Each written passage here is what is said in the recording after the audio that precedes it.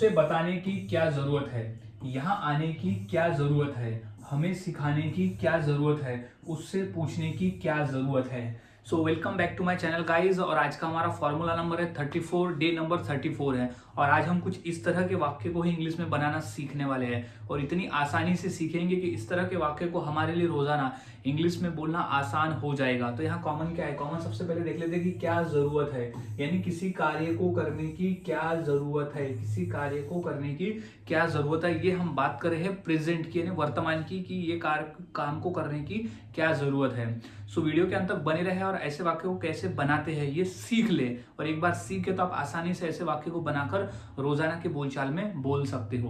तो सबसे पहले समझ लेते हैं वो कौन सा फॉर्मूला है जिसके आधार पर हम इस तरह के वाक्य को बनाकर बोल सकते हैं। तो फॉर्मूले को हम सबसे पहले समझ लेते हैं।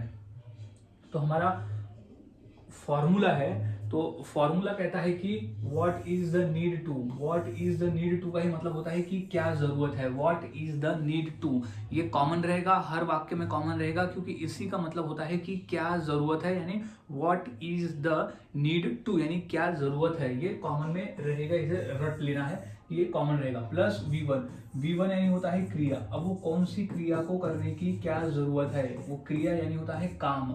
तो वो कौन से काम को करने की क्या जरूरत है ये बताने के लिए हम क्रिया का प्रयोग यहाँ करेंगे। तो क्रिया जो है वो सिचुएशन के हिसाब से बदलेगा, जो भी हमें सिचुएशन के हिसाब से कहना होगा वो। अब प्लस ऑब्जेक्ट यानी बचा हुआ भाग और क्वेश्चन मार्क, क्योंकि हम यहाँ पूछ रहे हैं कि क्या जरूरत है, यानी किसी काम को करने की क्या जरूरत है। तो अब हमने कंप्लीट फॉर्मूला समझ लिया, व्हाट इज द नीड टू, V1 प्लस ऑब्जेक्ट। अब हम फॉर्मूले के आधार पर वाक्य को इंग्लिश में बनाना सीखते हैं। तो सबसे पहला वाक्य है कि उसे बताने की क्या जरूरत है, उसे बताने की क्या जरूरत है। तो सबसे पहले आ जाएगा व्हाट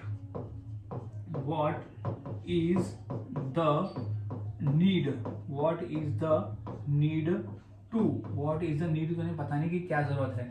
तो बताना को हम इंग्लिश में कहते हैं टेल। तो बताना को इंग्लिश में कहा जाता है tell.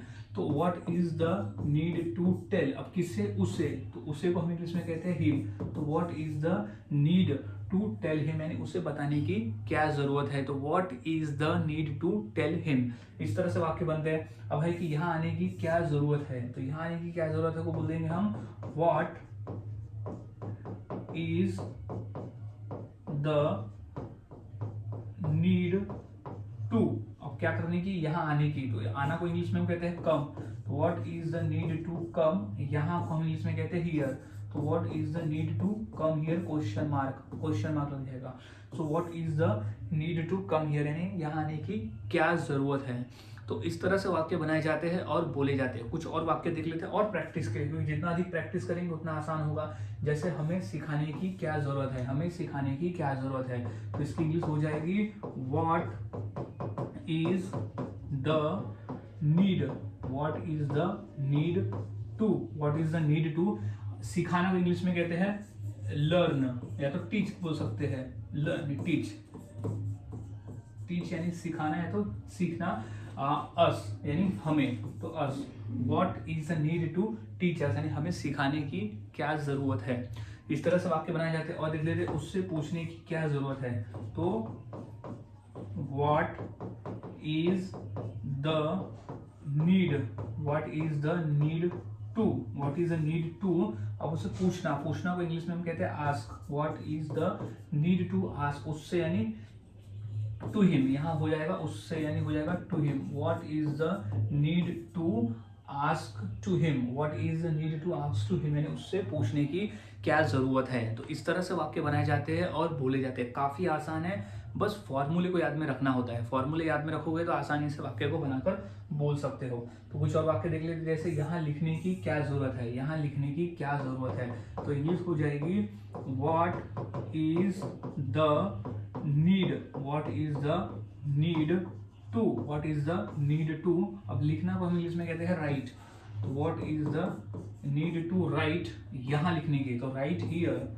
What is the need to write here यानी यहाँ लिखने की क्या जरूरत है। तो what is the need to write here यानी यहाँ लिखने की क्या जरूरत है।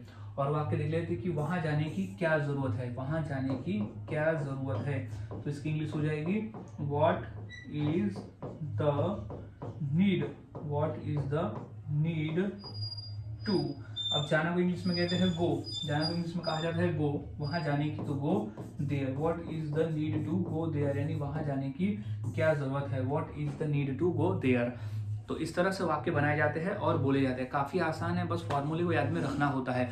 फॉर्मूले अगर याद में रखते हो तो आप आसानी से ऐसे वाक्य को बनाकर बोल सकते हो। कुछ और अब इसी फॉर्मूले के आधार पर मैं 2 वाक्य देता हूँ। ये 2 वाक्य की इंग्लिश क्या होगी मुझे कमेंट सेक्शन में ज़रूर बताएं। जैसे जोर से चिल्लाने की क्या ज़रूरत है और उसे यहाँ बुलाने की क्या ज़रूरत है। तो ये 2 वाक्य की इंग्लिश क्या होगी मुझे कमेंट सेक्शन में ज़रूर बताएं। और वाक्य की प्रैक्टिस करते रहिए, क्योंकि जितना अधिक आप प्रैक्टिस करोगे उतना आसान होता है और उतनी आसानी से आप वाक्य को बनाकर बोल सकते हो। सो मिलता हूँ ऐसे ही और नए फॉर्मूले के साथ अगली वीडियो में। तब तक के लिए चैनल के साथ बने रहे, वीडियोस को देखते रहे और इसी तरह से रोजाना जीके की प्रैक्टिस करते रहे।